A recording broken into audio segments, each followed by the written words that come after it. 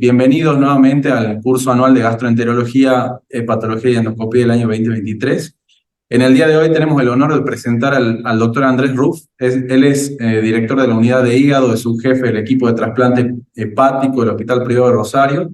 Y en el día de hoy nos va a dar una clase titulada ¿Cuáles son y cómo evitarlos, los 7 errores más frecuentes en hepatología? Así que bueno, un gusto siempre escucharlo, Doc. Le cedo la palabra. Gracias por tu presentación.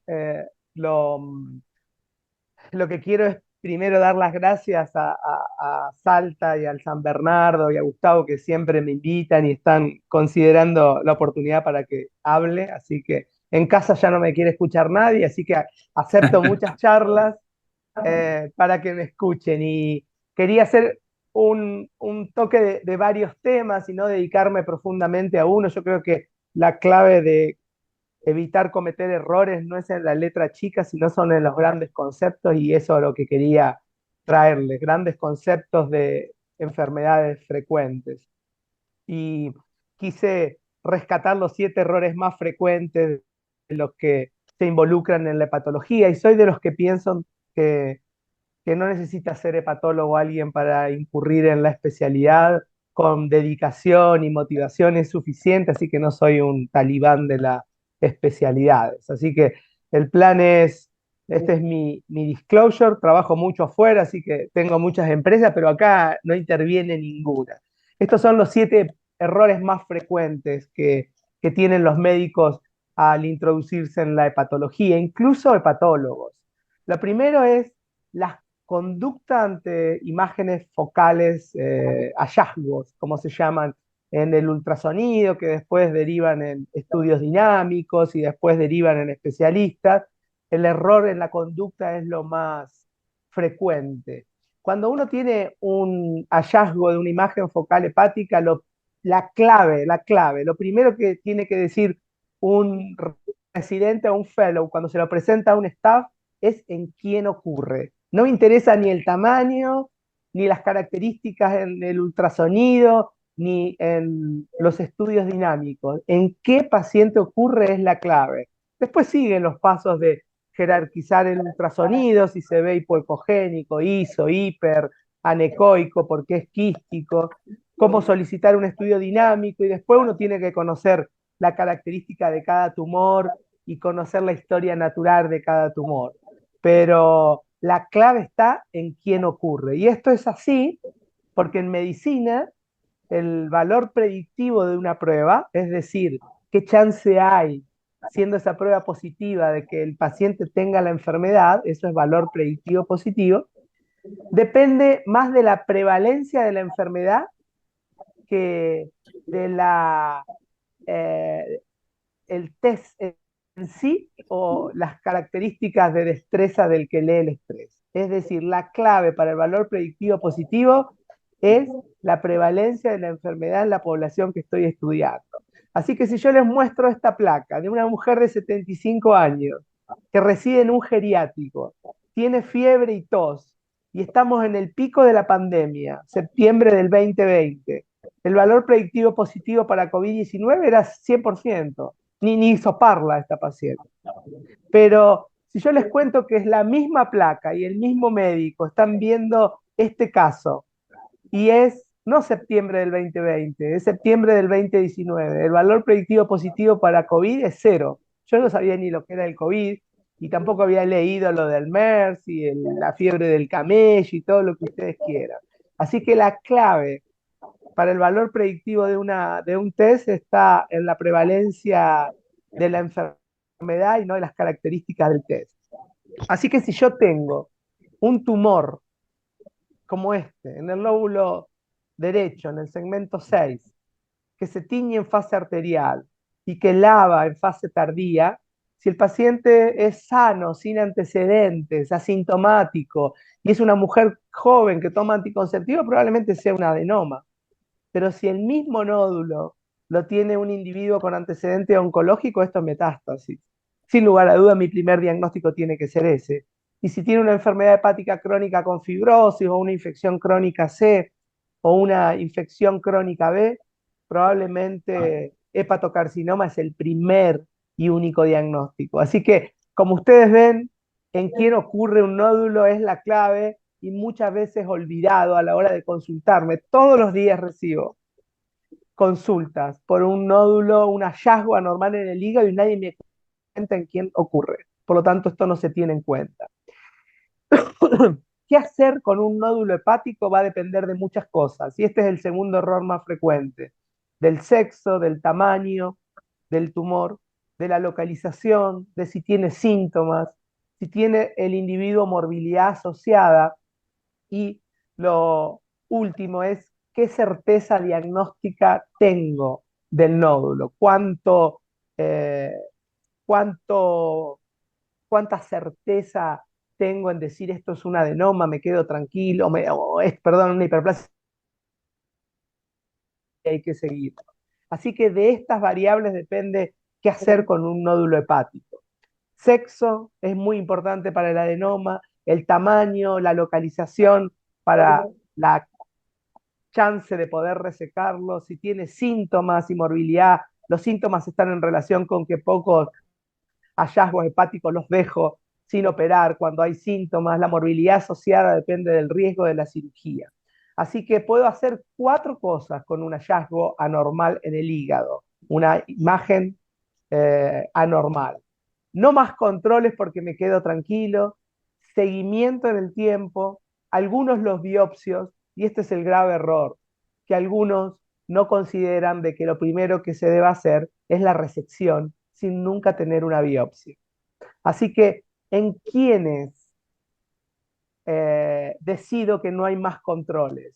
Cuando el diagnóstico es un hemangioma, aún por ultrasonido, cuando miden menos de 4 o 5 centímetros, uno con el ultrasonido se puede quedar tranquilo de que el diagnóstico es bien confidente de hemangioma y con ellos no se hace nada, no se malignizan, no se complican, muy pocos casos de cirugía en hemangiomas, se publican cuando hay.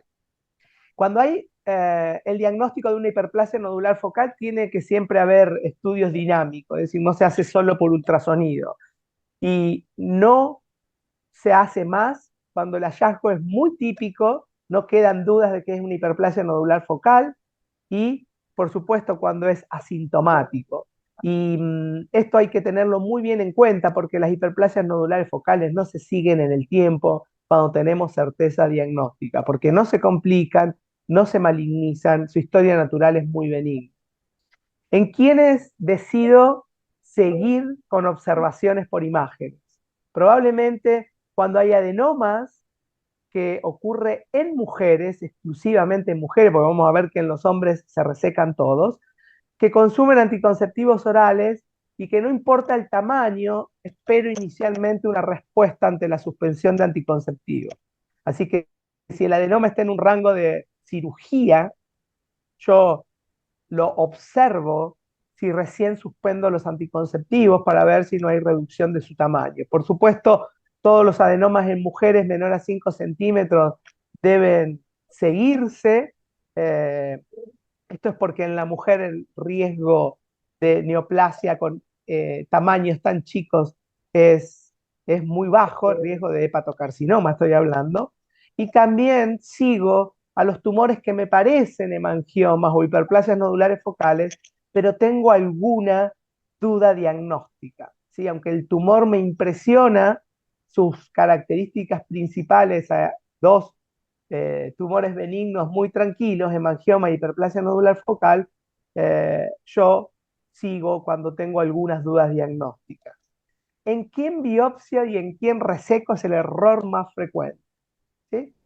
Cuando alguien no sabe qué es el nódulo, muchas veces tiene tendencia a biopsiar en un nódulo que finalmente tiene que ser resecado. Por lo tanto, ¿para qué pasar por una biopsia si esta no me va a determinar la necesidad o no de resección? Porque ya tiene indicación de resección por otro motivo. Biopsio cuando tengo un nódulo con elevadas dudas diagnósticas y está en un mal lugar. Es decir, que una cirugía implicaría una hepatectomía muy compleja con riesgos para el paciente. Y si tengo dudas, no voy a someter a un gran riesgo, por lo tanto, ese es un buen lugar para la biopsia. Y la otra es cuando también hay dudas diagnósticas, el tumor está en un lugar fácil de sacar, pero en un paciente difícil, es decir, hay mortalidad quirúrgica asociada por comorbilidades. Esas serían las dos situaciones en las cuales biopsia. En un mal lugar, un tumor que tengo dudas, o en un buen lugar, en un paciente que no va a tolerar una cirugía porque tiene una insuficiencia cardíaca, porque tiene una enfermedad pulmonar crónica, por alguna comorbilidad asociada. Pero tienen que tener en cuenta que el primer gesto de un tumor, aunque sea benigno, puede ser la resección. Porque si tengo elevadas dudas diagnósticas en un sujeto con baja comorbilidad y en una localización, el tumor, muy favorable para la resección, ¿para qué biopsiar si lo puedo sacar?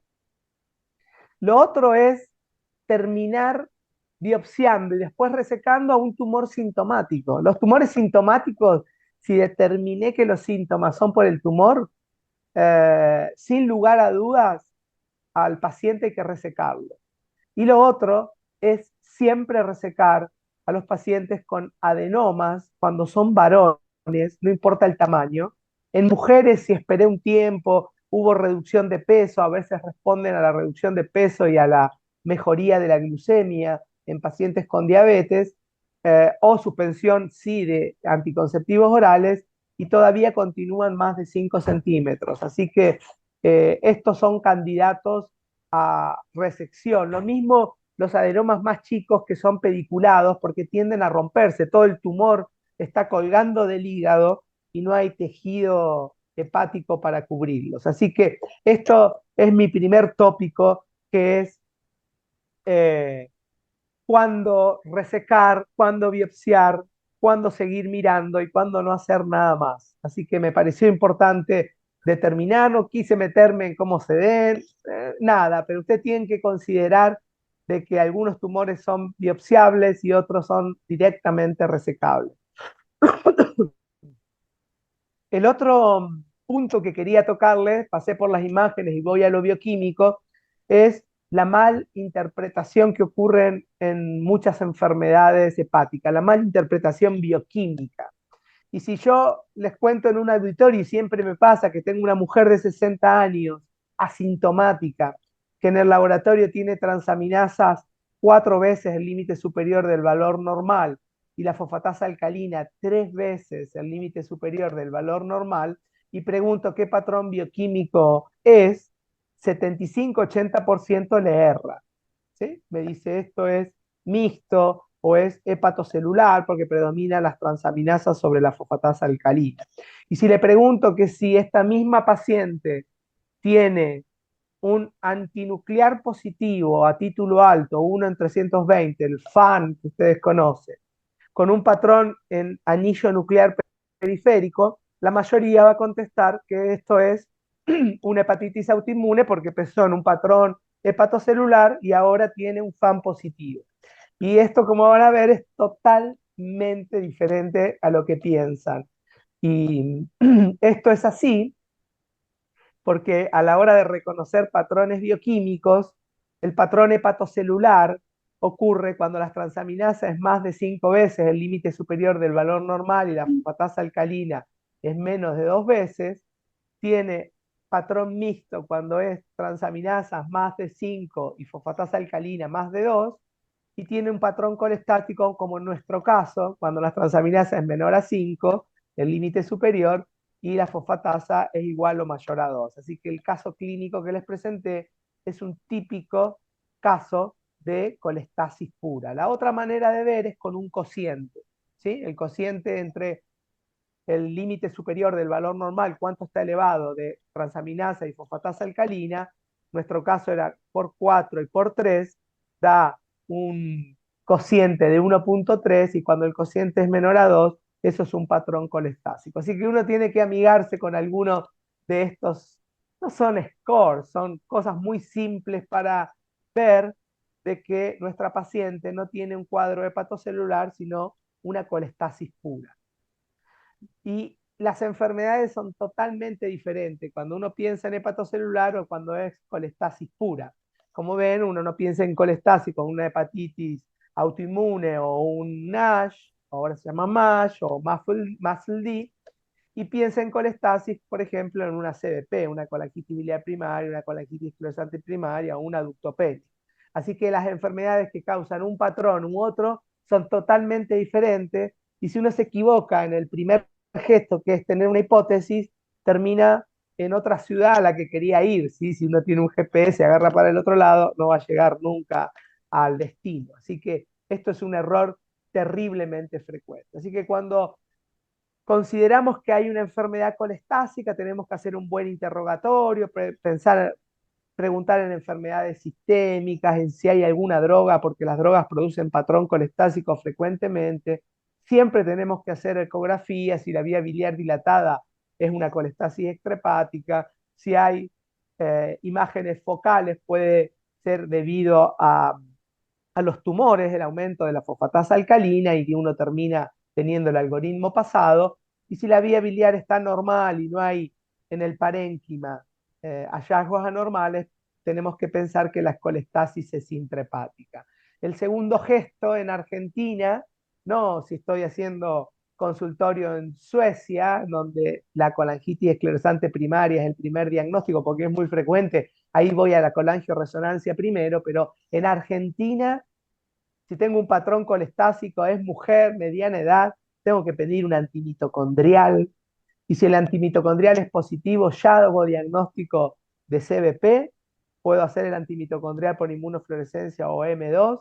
Si tengo antimitocondrial negativo, puedo hacer el diagnóstico de CBP con FAN, me escucharon bien, con un antinuclear positivo, cuando tiene alguno de estos dos patrones, el anillo periférico o el nuclear dot, que son los anticuerpos destinados contra este epitope, que lo puedo ver por ELISA también, GP210 o SP100.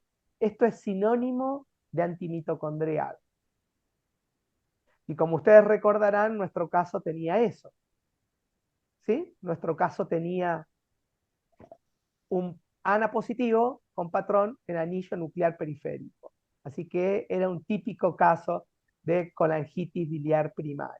Esto es muy importante que entiendan, que en la CBP hay AMA, por inmunofluorescencia o por M2, por ELISA, pero también son tan específicos como el AMA los antinucleares con estos dos patrones, anillo periférico o nuclear dots, y esto lo puedo determinar por inmunofluorescencia o por ELISA, yendo a estas proteínas, GP210 y SP100. Nosotros tenemos un panel que me determina estos tres, M2, SP100, GP210.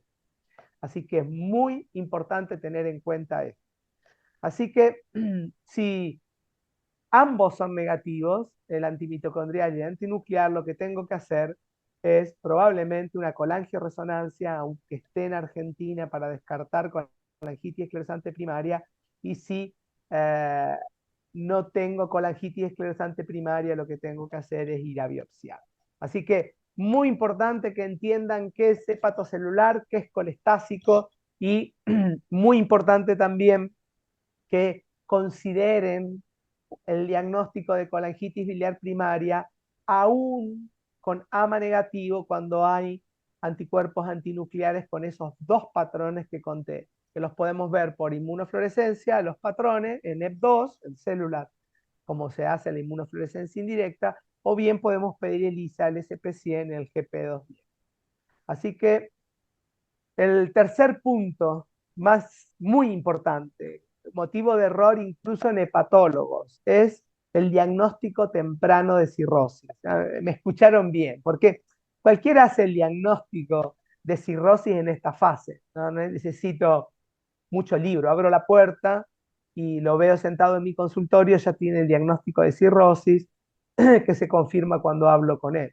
Pero el diagnóstico de cirrosis también podemos llevarlo a cabo por laparoscopía o por visión directa en una colecistectomía abierta, ¿sí? Incluso, ustedes saben muy bien, con biopsia. Pero esto de la laparotomía abierta es muy importante, o laparoscópica, porque a veces vienen pacientes lo contrario a lo que les estoy hablando, con diagnóstico de cirrosis, un año después de que un cirujano que conozco y al que llamo le hizo una colecistectomía laparoscópica y vi un hígado sano. Así que ese paciente no tiene diagnóstico de cirrosis un año después de que un cirujano tuvo el hígado en la mano y dijo, este está sano. Así que eso es muy importante, el antecedente quirúrgico a la hora de determinar el diagnóstico de cirrosis o no, porque durante una colecistectomía uno hace una laparoscopía diagnóstica, digamos, hoy en día. Es tan importante en la práctica determinar cirrosis como fibrosis severa, F3. Y en la práctica ustedes tienen que considerar los sinónimos. Aunque en la histología las cosas no son iguales, porque una tiene nódulos de regeneración rodeados de fibrosis y la otra los septos están completos, pero no hay una nodularidad completa del parénquima, el riesgo de complicaciones ya empieza a incrementarse teniendo fibrosis severa. ¿Por qué esto es importante? Porque uno puede buscar y tratar una enfermedad de base, tratar, aunque no se pueda tratar la enfermedad de base, la hipertensión portal, como vamos a ver, y desde el punto de vista del hepatocarcinoma, uno puede iniciar un programa de vigilancia con ultrasonido semestral, puede agregarlo no al alfafeto, utilizar LIRADS a la hora de recibir informes de estudios dinámicos y permite, y algo muy importante, el diagnóstico de hepatocarcinoma sin biopsia, diagnóstico no invasivo, cuando hay un factor de riesgo como la fibrosis hepática. Así que es muy importante determinar esto. Para que ustedes vean la importancia de determinar cirrosis, este fue el trabajo que patrocinó la Sociedad Argentina de Patología y que coordinó Melissa desde mi unidad. Fíjense que se reclutaron en un año 301 hepatocarcinomas, de los cuales 98% tenían cirrosis como factor de riesgo. Y la cirrosis era conocida en el 75% y estos pacientes, la mayoría era seguido por hepatólogos, pero fíjense que había un 25% de individuos en la cual la cirrosis era ignorada y se detectó un hepatocarcinoma. Este hepatocarcinoma tenían más tamaño porque al no hacer screening el diagnóstico es en la fase sintomática y por lo tanto eso reducía mucho la capacidad terapéutica y el menú terapéutico que podíamos brindar.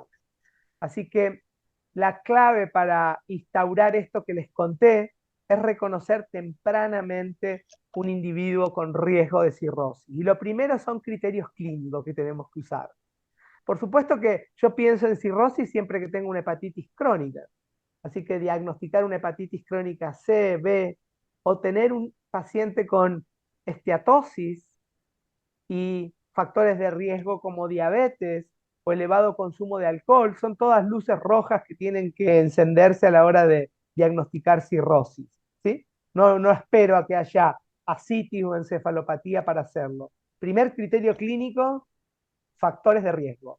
Hoy en mi consultorio, tener una hepatitis C es un factor de riesgo para cirrosis de la misma cuantía que lo es un diabético, tenga o no obesidad, para cirrosis.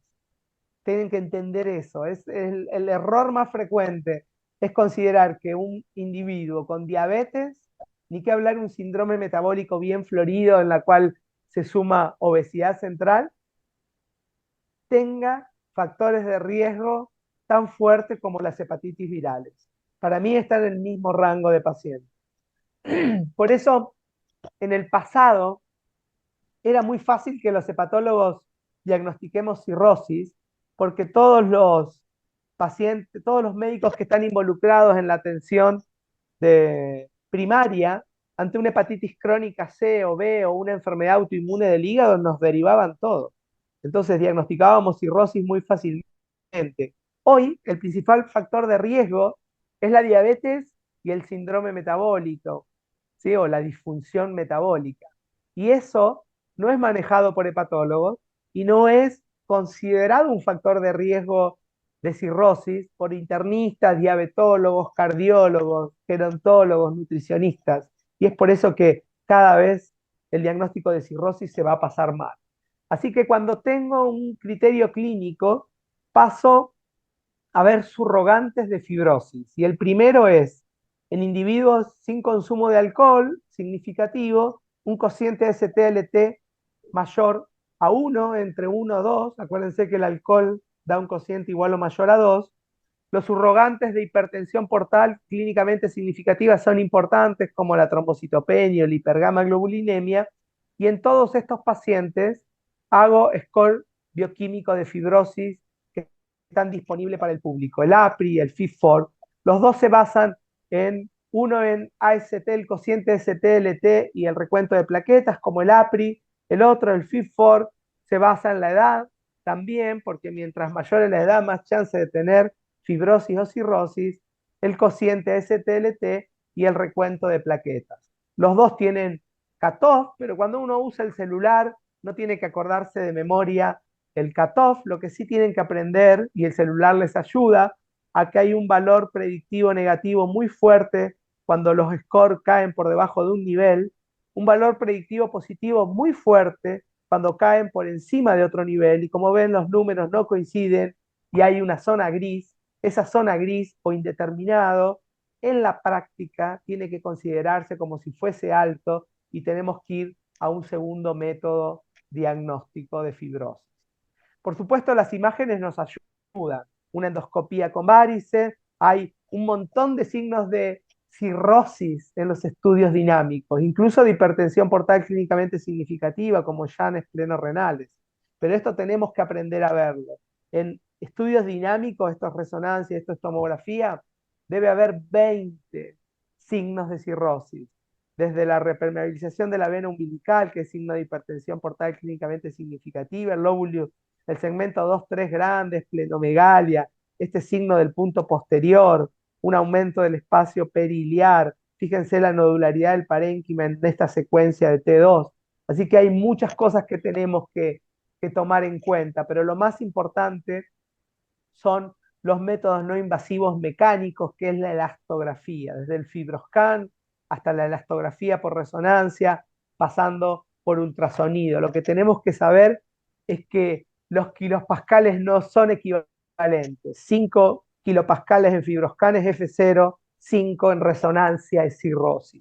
Así que hay que amigarse con la escala que tenemos y definir en nuestra mente cuando tenemos una elastografía por cualquiera de sus métodos, ubicarlo en qué estadio está el paciente. Así que diagnosticar cirrosis descompensada lo hace cualquiera, diagnosticar cirrosis es bastante difícil. Yo trabajo con un plantel de cerca de 10 hepatólogos y les juro, hepatólogos, que esto a veces no se aplica, ¿sí? Y pasa por debajo del radar muchos pacientes que tienen un factor de riesgo como obesidad y diabetes y disfunción metabólica y no se considera el alto riesgo de fibrosis que tienen estos pacientes. Una vez que diagnosticamos cirrosis y está compensada, les quiero contar de que la reducción de la presión portal mejora el futuro de estos pacientes. Así que si tiene una enfermedad no tratable, sí podemos tratar la hipertensión portal y mejorar el outcome. Y esto es un metaanálisis que tiene ya algunos años, 15 estudios, más de 1000 individuos, en las cuales le daban betabloqueantes no selectivos, propranolol o carvedilol, que tiene algún componente alfa también, para la profilaxis del sangrado varicial. Y cuando se miró los pacientes que respondían a los betabloqueantes, reduciendo el gradiente de presión venoso hepático más de un 20%, o su gradiente caía de 12 milímetros de mercurio, los respondedores tenían menos eventos de descompensación, sea citis, encefalopatía, no solo hemorragia varicial, y menor mortalidad y menor necesidad de trasplante. Incluso pasó esto mismo cuando los pacientes tenían ascitis. Así que reducir la presión portal con betabloqueantes no selectivos en la cirrosis, incluso la compensada, incluso la descompensada, reduce el riesgo de complicaciones, necesidad de trasplante y muerte. Y este fue el origen de un estudio que se llamó PREDECI, publicado en Lancet hace poquitos años atrás, en la cual 8 hospitales de España se introdujo eh,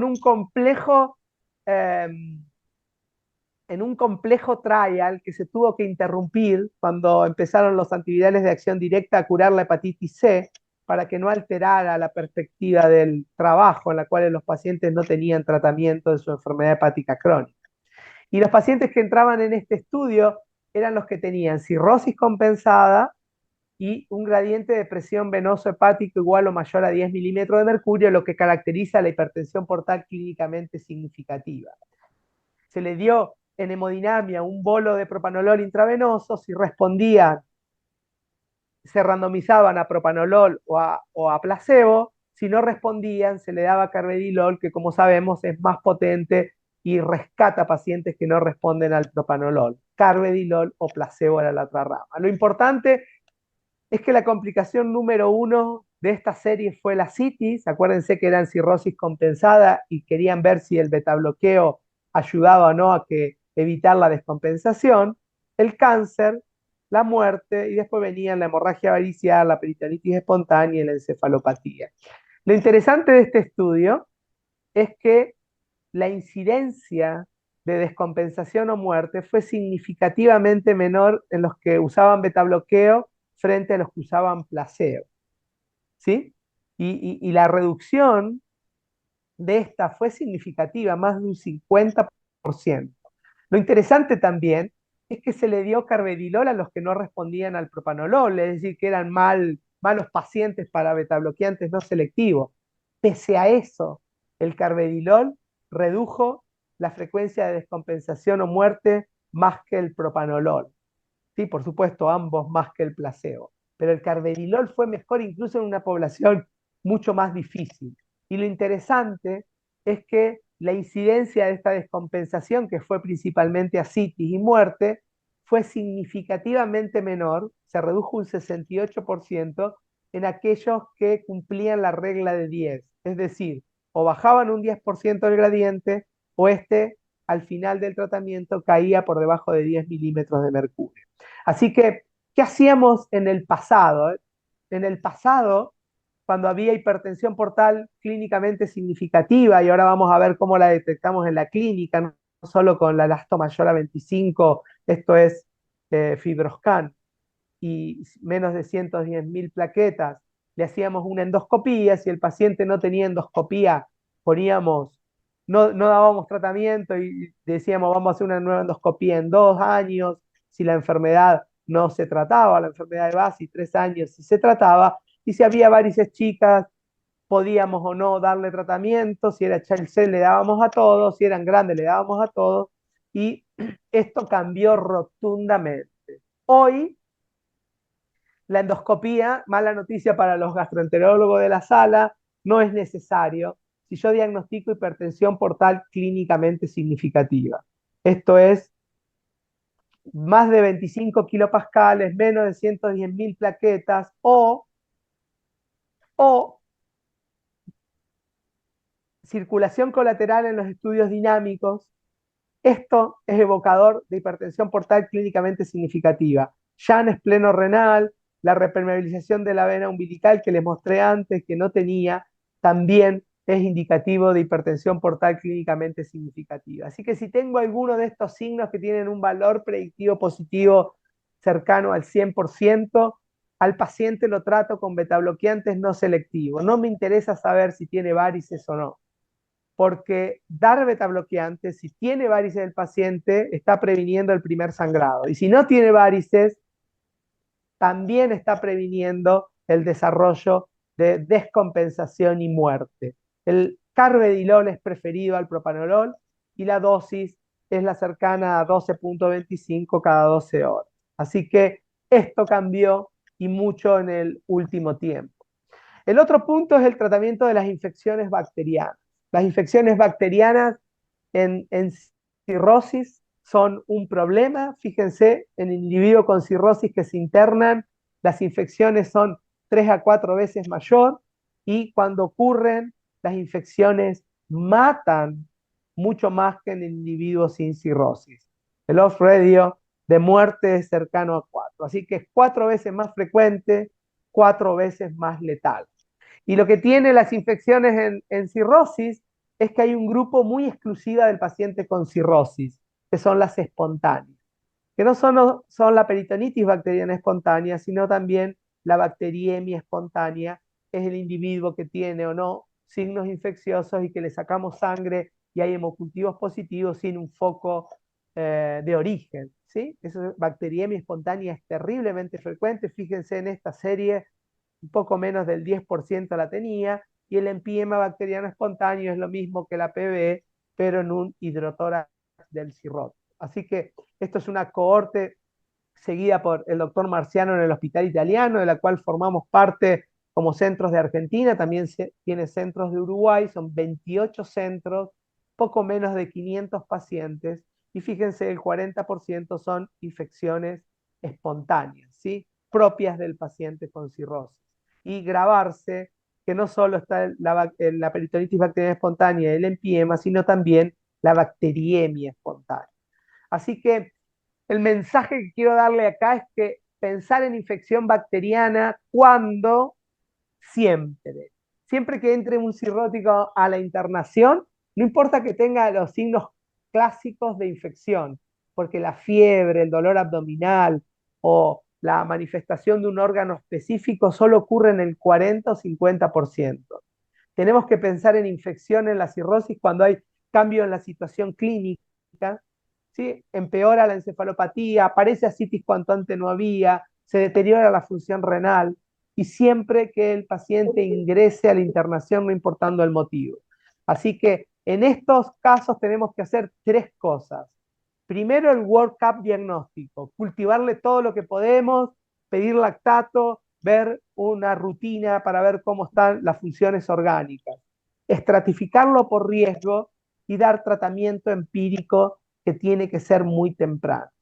El workup diagnóstico ustedes ya lo conocen, no voy a repetir todo lo que tienen que cultivar. Lo que sí es importante es eh, ubicar o estratificar por riesgo a los pacientes. Y ustedes saben que el diagnóstico de sepsis cambió con la publicación en el 2017 de la reunión de consenso de terapistas, y en las cuales uno utiliza para su diagnóstico de sepsis la disfunción orgánica con un aumento de 2 o más puntos en el score de SOFA.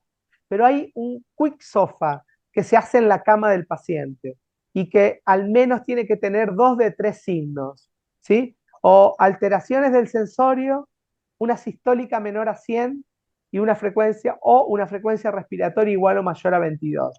Y fíjense la mortalidad en cirrosis a 28 días, cuando no hay signos de sepsis, cuando se diagnostica sepsis, o incluso cuando aparte de el SOFA tener igual o más de 2 puntos del basal, hay quick SOFA positivo, 2 de 3 de los que les nombré. Así que esto es importantísimo que lo hagan en una guardia como estratificación de riesgo. Y lo tercero es dar correctamente tratamiento empírico. Por supuesto que dar correctamente tratamiento empírico está determinado por el tipo de infección. No es lo mismo que esté internado cuando estoy haciendo este workup que el paciente que viene de su casa, o el paciente que se está paracenteando todas las semanas y tiene contacto con el servicio de salud. Eso también es una categoría que se parece más a la infección nosocomial, las asociadas al cuidado de salud, que a la comunidad. Por supuesto, el sitio es clave para elegir el antibiótico empírico. No trato igual una infección de piel y partes blandas que una neumonía. El asunto es cuando es espontánea, y que cuando es espontánea debemos tener noción de lo que ocurre en nuestro medio con las bacterias multiresistentes, ¿sí? Por eso esa probabilidad de infección por gérmenes multiresistentes es clave a la hora de elegir tratamiento empírico. Lo otro es que no importa si viene de la comunidad, si hay riesgo de bacterias multiresistentes. Cuando la infección es severa, yo no puedo dar chance a fallar. Por lo tanto, que con infecciones severas todo se recalcula y el paciente tiene que recibir esquemas que cubran incluso bacterias multiresistentes. Así que de esto depende una adecuada terapia antibiótica. Y yo voy a determinar dos cosas. Primero, que lo que yo decida hacer lo tengo que hacer rápido.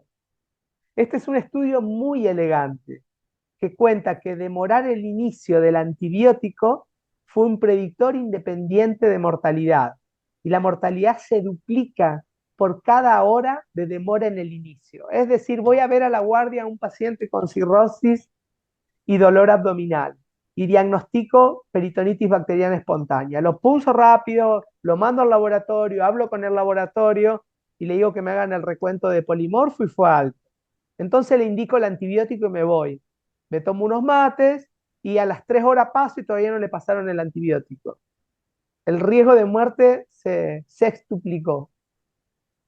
Por lo tanto, esto fue motivo para que yo en mi hospital le diera una conferencia a todas las enfermeras dedicadas a sacar cultivos y a dar antibióticos, porque muchas veces la demora en el antibiótico es que todavía no orinó, que estoy esperando el cultivo, que me bajen los frascos.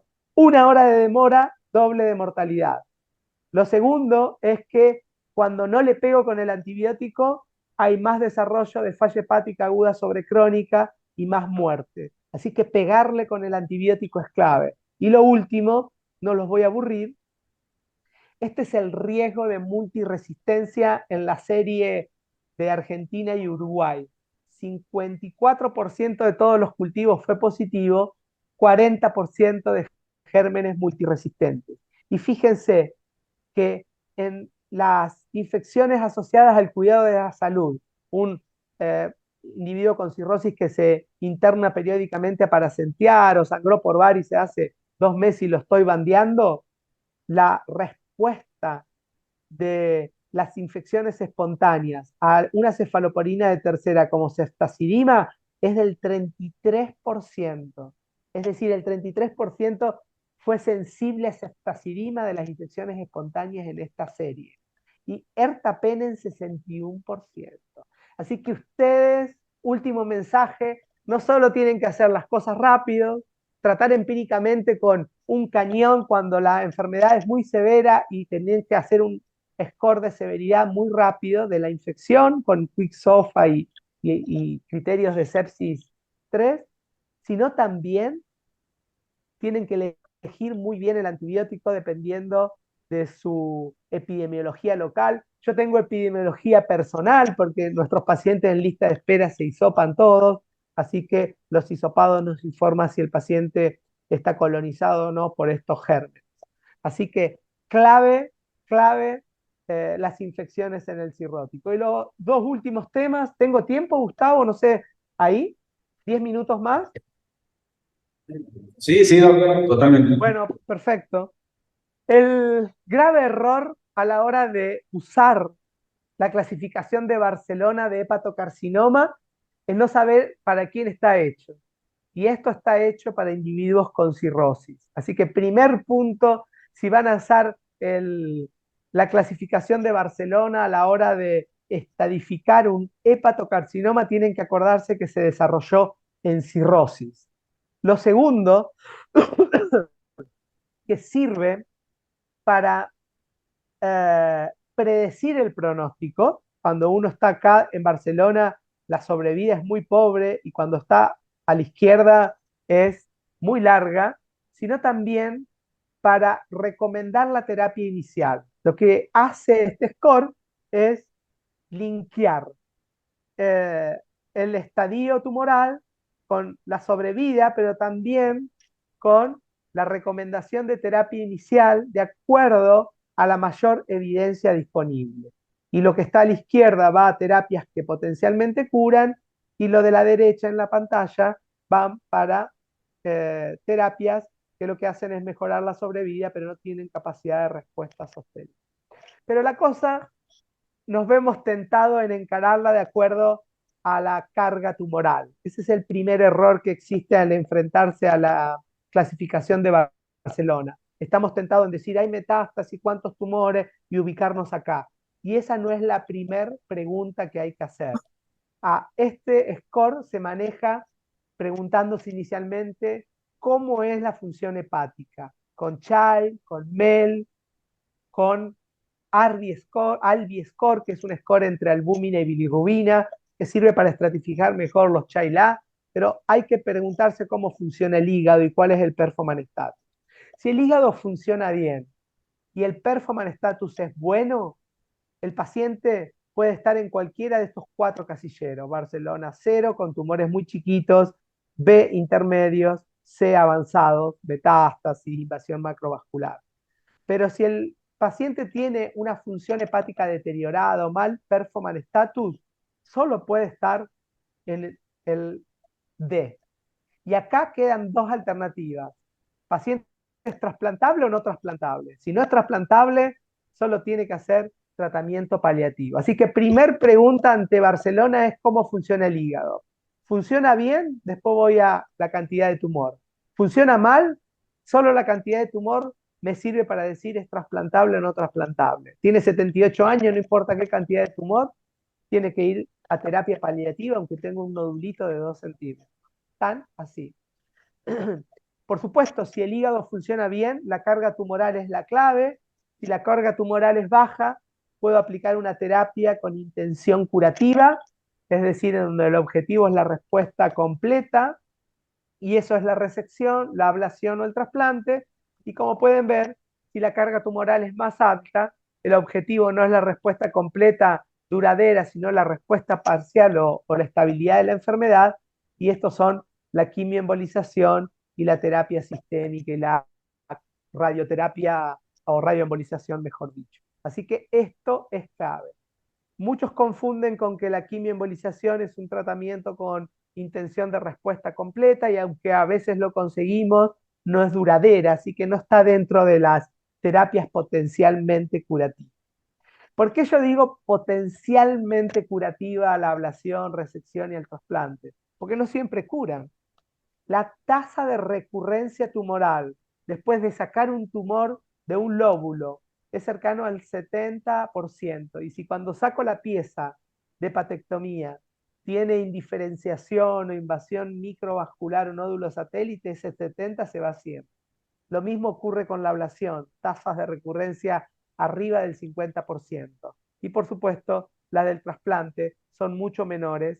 Si está dentro de Milán, cercano al 10%. Si está fuera de Milán, de acuerdo a cuánto fuera me fui, puede ser de 30 al 50% de recurrencia. Así que esta forma de encarar Barcelona es clave.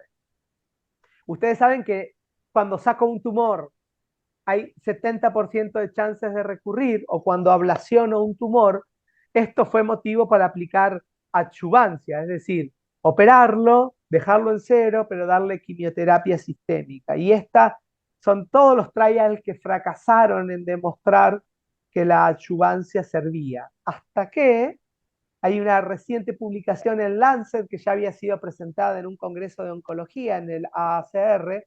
El Lancet se publicó hace poquitos días atrás de un estudio patrocinado por Roche que se llama INBREV 050, que dar un año de atezolizumab bevacizumab, que es la primera línea para hepatocarcinoma, esto es inmunoterapia y un antiangiogénico por vía intravenosa, un año de terapia luego de tratamientos potencialmente curativos redujo casi en un 30% el riesgo de recurrencia post-ablación o resección. Así que esta es la gran novedad en oncología, se viene la era de la adyuvancia. Así que por cuestiones de tiempo paso rápido. Lo último que quiero contarles es que no siempre que hay varices hay cirrosis. Ustedes saben muy bien esto. Yo en el pasado tenía este cuadro dicotómico. Yo decía, me envían un paciente que el endoscopista encontró varices, le hacía un Doppler y veía si la porta y la suprahepática estaban permeables, y si lo estaban, decía es cirrosis. Si estaba tapada la porta, una hipertensión portal prehepática; si estaba tapada la suprahepática, era un Budd-Chiari que puede ser crónico y decía que hay un problema en el auto. Este era mi algoritmo en el pasado. Las cosas cambiaron porque hay una entidad con diagnóstico cada vez más frecuente. Me llamaron de Salta para contarme un caso hace poquitas semanas atrás, y este es un ejemplo. Una mujer de 17 años con un diagnóstico de un síndrome mieloproliferativo, una policitemia vera, y que tiene un hallazgo incidental en una endoscopía por epigastralgia de varices esofágicas grandes. ¿Sí? En el laboratorio tenía un toque de transaminasas, plaquetas típico de los mieloproliferativos, había hipertensión portal porque había varices, pero tenía 450.000 plaquetas, con buena función hepática y todo el estudio etiológico era negativo. No tenía un autoinmune, no tenía B, no tenía C, era delgada, no tenía diabetes. En el Doppler la porta estaba permeable, pero bien dilatada, la pared era ecogénica, miren qué característica esta, hiperecogenicidad en la pared, había marcada esplenomegalia, circulación colateral esplenorrenal, que junto con las varices me decía que la hipertensión portal era clínicamente significativa, y el hígado se veía feo, los bordes eran lobulados, la estructura era heterogénea y el lóbulo izquierdo estaba grande. Así que con mi algoritmo del pasado esto era una cirrosis. Le hice una tomografía dinámica y fíjense el gran vaso que tiene, la circulación esplenorenal y un lóbulo izquierdo chico, grande, con un derecho chico, bastante típico de hepatopatía crónica, ¿sí? La circulación colateral. Pero la paciente es joven, ¿sí? Los signos de hipertensión portal clínicamente significativa son claros y los vasos estaban abiertos, suprahepática y porta. Pero en mi algoritmo pasado esto era una cirrosis. El asunto es que tiene ausencia de etiologías de cirrosis, tenía una función hepática normal, con un desarrollo sexual normal que es raro de ver en una cirrosis que afecta a alguien de 17 años, y tiene una condición asociada para una enfermedad que es el mieloproliferativo, y la enfermedad es la vasculopatía portosinusoidal. Así que esto hoy a mí me despierta una alarma de que aunque el hígado parezca cirrótico, haya hipertensión portal clínicamente significativa con vasos abiertos, la paciente tenga otra enfermedad. Lo que antes se llamaba hipertensión portal esencial o primaria, síndrome de Banti, hoy se llama enfermedad vascular portosinusoidal. Y la clave para sospecharla es un fibroscan.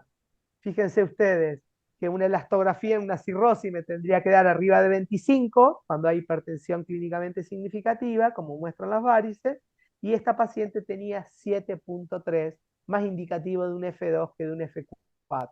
Y fíjense que la llevé a hemodinamia, y en hemodinamia tenía estos shunts venovenosos muy típicos de esta enfermedad, son colaterales que unen dos venas suprahepáticas, y cuando medí el gradiente en un buen lugar que ocluía, tenía un componente presinusoidal, porque nadie sospecha que esta paciente tiene hipertensión portal, pero fíjense que el gradiente, a pesar de tener varices, caía por debajo de 10, esto no es una regla para una enfermedad sinusoidal, esto quiere decir que hay un componente presinusoidal muy importante, gradiente más de 5 es hipertensión portal, pero nadie tiene varices con menos de 10 en una enfermedad sinusoidal, por eso esto tiene un componente presinusoidal intrahepático. Y fíjense que la biopsia mostraba ausencia de cirrosis. Así que esta paciente tiene hipertensión portal, descarté que sea prehepática y poshepática por el ultrasonido y el estudio dinámico. Por supuesto que no tiene una enfermedad oclusiva, veno-oclusiva, porque eso se ve en el contexto muy típico del trasplante de médula ósea, hay muy pocos casos descritos fuera de esto.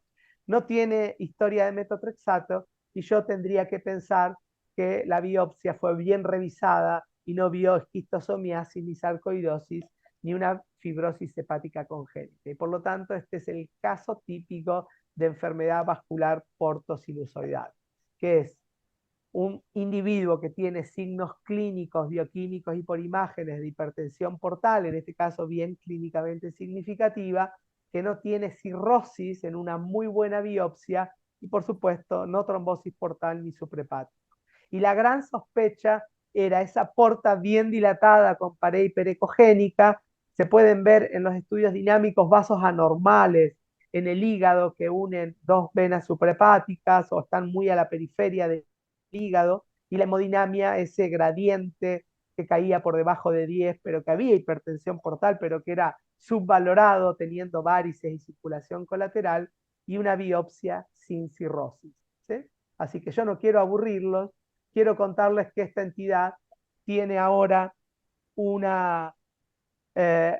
score para hacer. El score lo hizo un grupo de estudio de enfermedades vasculares patrocinado por la Sociedad Europea, en la cual un individuo con hipertensión portal y una biopsia sin cirrosis, que mida más de 20 milímetros esa biopsia, tiene una enfermedad vascular portosinusoidal, si tiene un signo específico de hipertensión portal, como varices, hemorragia por hipertensión portal o colaterales portosistémicas en el estudio dinámico, esta paciente tenía 2 de estos 3, o una lesión histológica típica, esta paciente tenía la venopatía portal obliterativa, pero también son específicas la fibrosis septal incompleta y la hiperplasia nodular regenerativa. Si no tienen estos, tienen que sumar un signo de hipertensión portal no específico y una lesión histológica no específica. Es decir, cuando es específico es uno o otro, en cambio cuando no es específico es uno y otro.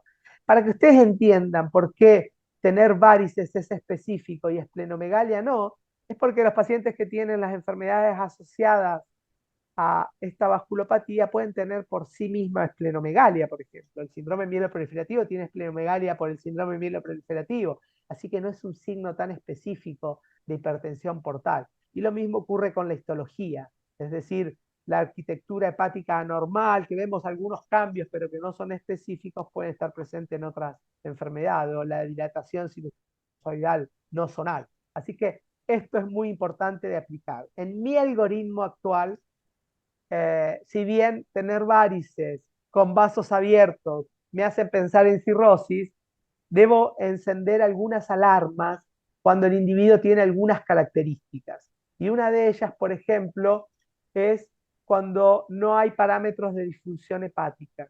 Buena bilirrubina, buena protrombina, buena albúmina, 17 años y buen desarrollo sexual. Cuando los pacientes tienen historia de sangrado varicial, 10 sangrados variciales y ninguno los complicó severamente, es decir, tienen buena reserva en momentos de estrés, buena reserva hepática, bajo valores de rigidez, es lo que enciende la luz roja, como les mostré. La imagen del hígado no es confiable porque estos hígados lucen como cirróticos cuando los vemos rápidamente. Pueden tener algunos cambios en la vena porta, como les conté, o vasos anormales dentro del hígado, pero lucen como cirróticos. Y las alteraciones del hepatograma son muy polimorfas, transaminasa, un poco de FAL, nada muy específico. Lo importante es que en este caso, por ejemplo, la paciente no tenía una etiología clara de enfermedad crónica y tenía una enfermedad asociada como es la hematológica, así que encendió las luces muy rápidamente. Así que gracias por la paciencia.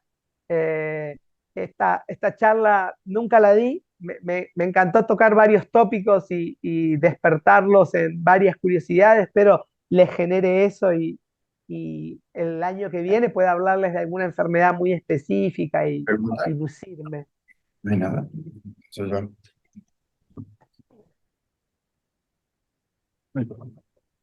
Andrés, muchísimas gracias, como No, de siempre. nada.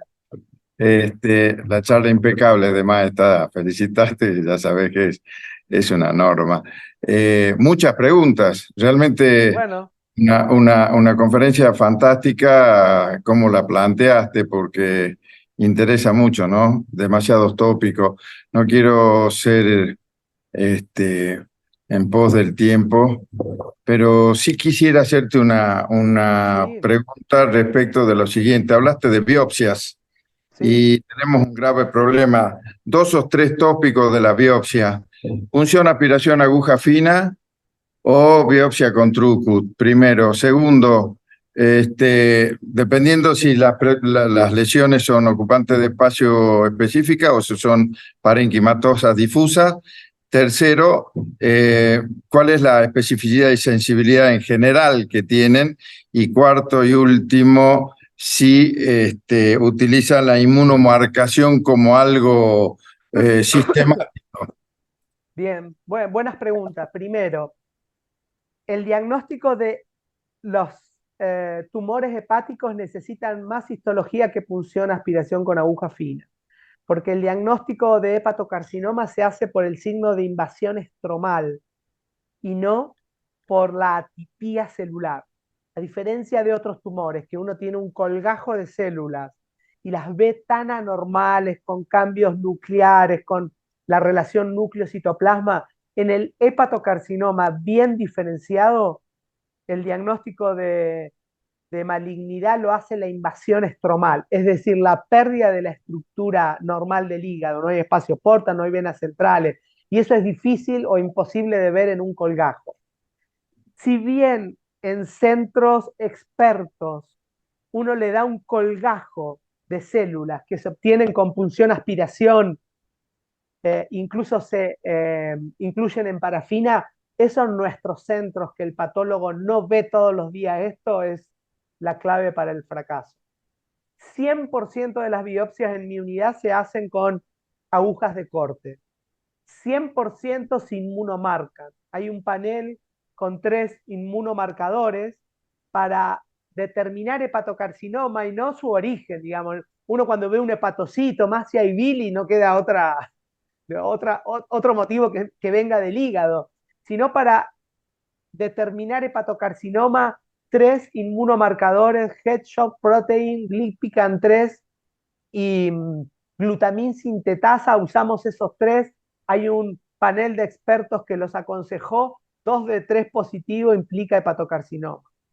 El rédito es nódulos menores a 2 centímetros en un centro experto como fue Barcelona.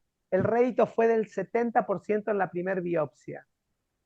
Fue de 70% en la segunda biopsia y de 70% en la tercera biopsia. Va de nuevo.